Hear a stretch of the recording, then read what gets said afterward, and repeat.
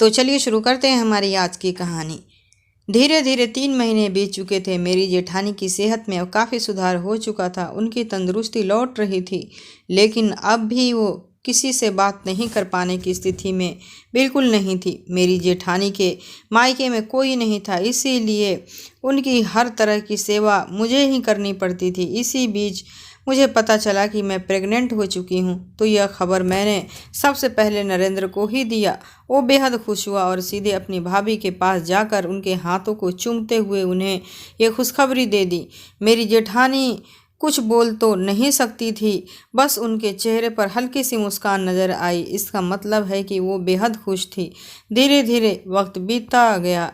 मेरा 8वां महीना शुरू हो गया। इसी बीच मैंने महसूस किया कि नरेंद्र फिर से अपनी भाभी के करीब होता जा रहा था।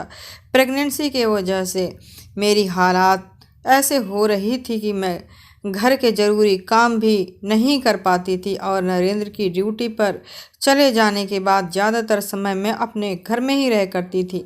रात को नरेंद्र ड्यूटी से वापस आता तो मेरे लिए खाना और अपनी भाभी के लिए जूस लेकर आता। मैं खुद जाकर अपनी जेठानी को जूस पिलाती और अपने कमरे में आकर और नरेंद्र को खाना खिलाकर सो जाते। सुबह मैं देर से उठती, तब तक नरेंद्र नाश्ता तैयार कर चुका होता।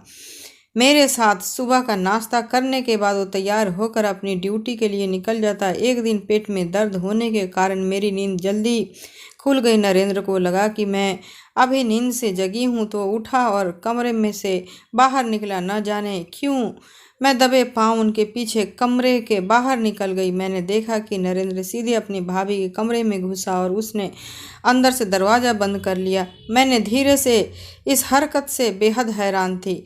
मैं काफ़ी देर खड़ी रही और चुपचाप जाकर अपनी जगह लेट गई। 20 मिनट बाद नरेंद्र कमरे से आकर मेरे पास लेट गया।